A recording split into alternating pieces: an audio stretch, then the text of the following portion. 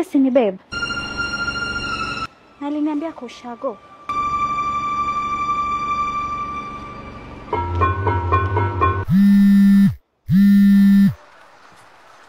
Hello babe. Hi, sasa babe. Poa poa. Ulirudia ama bado uko ushago? Babe, bado niko ushago. Unarudi lini?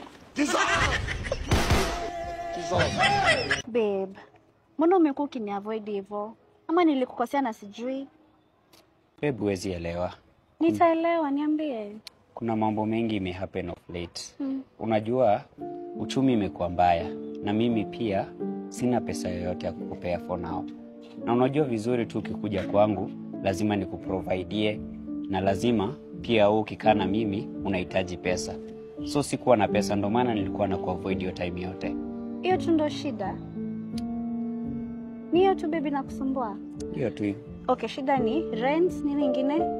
Shida sasa sina, nimefungiwa nyumba, sina rent. Una food? Sina food.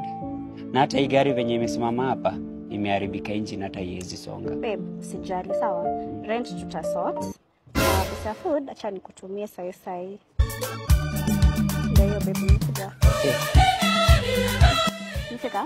Imefika. Aya, sasa gari isikujalishe. Utapeleka tu garage, mimi nitapigia watu wanaitwa Phoenix Capital, sawa? Watakufanyia kitu inaitwa Motifix, alafu utachukua gari yako utumie, utakuwa unalipa tu polepole. Hakuna pressure babe.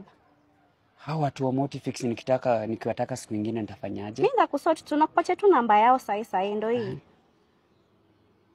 Wow. Nitakupatia tu namba yao, acha nikutumie. Utawa call. And then kila kitu kitakuwa sorted. Oh, thank you babe. Hivyo tu babe. Ladies, did she die?